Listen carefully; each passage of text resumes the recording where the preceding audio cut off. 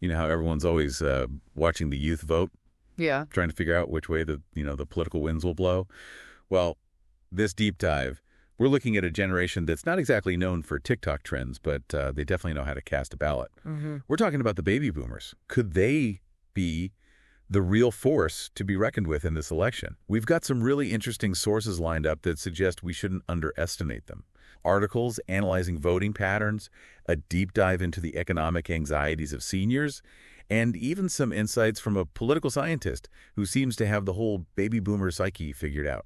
What's really interesting is that baby boomers have always held a lot of sway in elections just by sheer numbers. I mean, they're a huge generation. Yeah. And they vote. So they're a voting bloc politicians have been able to rely on. Exactly. But some of the articles we're looking at today point to a shift. They're seeing signs that baby boomers, who have historically leaned Republican, might be moving a bit more left. And this isn't anything brand new either. It seems this trend started gaining traction back in the 2020 election. Okay, now that's interesting. So we're not just talking about a small group here. If this shift is real, it could have a huge impact. Absolutely. Imagine a really tight race, maybe even one that determines control of the House or Senate. A shift like this within the baby boomer generation could completely change the outcome. Wow, that's a lot of power resting in the hands of folks who probably remember when gas cost less than $1. Yeah. One of the sources really brought this to life with this story about a woman named Teresa Smith, a 72-year-old from Georgia. She voted for Trump twice, but now she says she's undecided. It really highlights how we need to look beyond party loyalty when it comes to understanding how this generation might vote. So it's not as simple as saying all baby boomers think this or all baby boomers will vote that way. Not at all. And one of the biggest factors at play seems to be economic anxiety. Okay, but haven't economic concerns always been a factor in elections for pretty much every generation? Why are baby boomers different?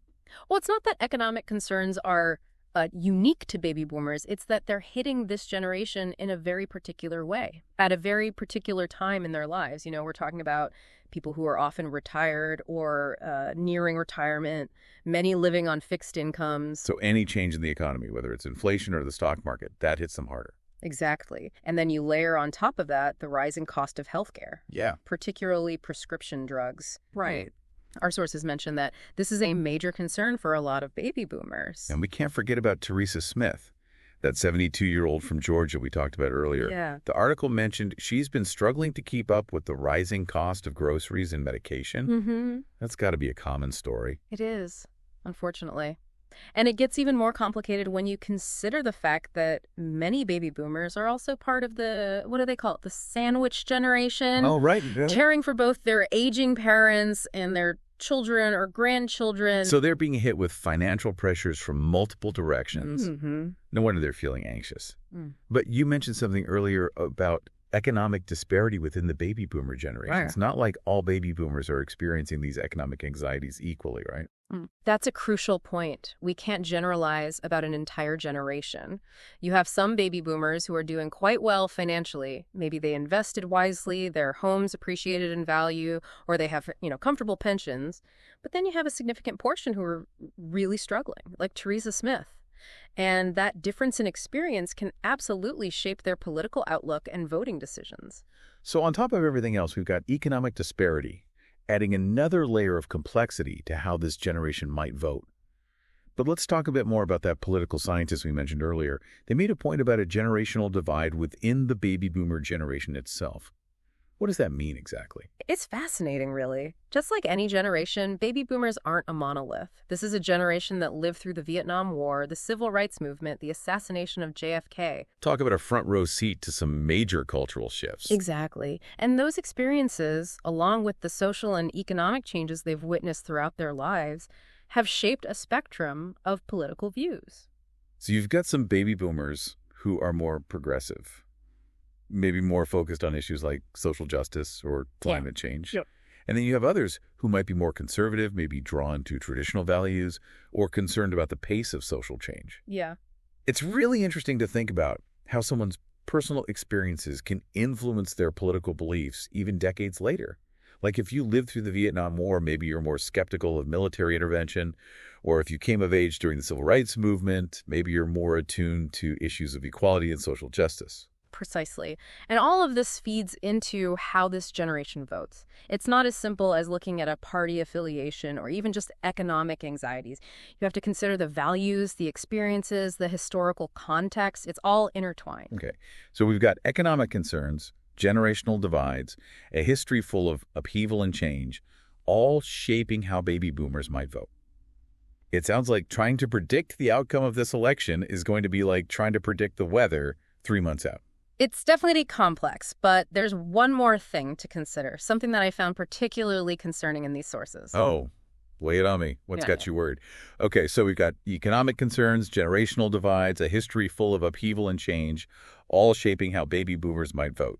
It sounds like trying to predict the outcome of this election is going to be like, I don't know, like trying to predict the weather 3 months out. It's definitely complex, but there's one more thing to consider. Something that I found particularly concerning in these sources. Oh, lay it on me. What's got you worried? Well, it seems like despite the potential for baby boomers to be a decisive voting bloc in this election, their concerns aren't getting a whole lot of attention. You're right. I noticed that too when I was reading through everything. It's like everyone's so focused on the same old talking points that they're missing this huge shift happening right under their noses.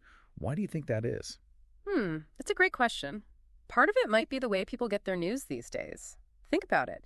Older voters aren't always glued to social media or the latest online news sites. They might not be in those spaces where a lot of the political conversations are happening. And if those conversations aren't reaching them, are politicians even hearing what matters most to this generation? Exactly. And if baby boomers who have historically been so politically active, if they feel like their voices aren't being heard, it's easy to see how they might become disillusioned.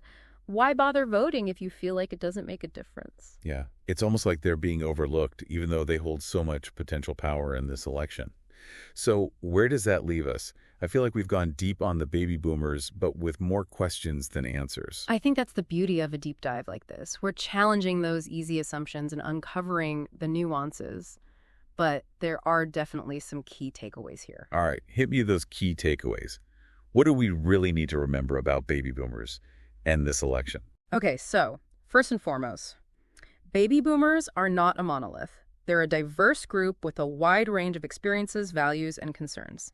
Second, economic anxieties are a major factor for this generation, but we can't forget about, like we were talking about earlier, the economic disparity within the generation itself. Some are thriving while others are struggling to stay afloat. And finally, those historical and cultural moments they've lived through, those have shaped their political views in profound ways. So it's not just about party lines or even just the economy. It's about understanding the complexities of this generation and how their past experiences might influence their present choices. Exactly. Wow. As we head into this election, the big question is this. Which segment of the baby boomer generation will show up to vote, and will those in power actually listen to their concerns? Talk about a cliffhanger. I guess the only thing we can say for sure is this. Don't underestimate the boomers. They've surprised us before, and they just might do it again. Thanks for joining us for this deep dive. We'll see you next time.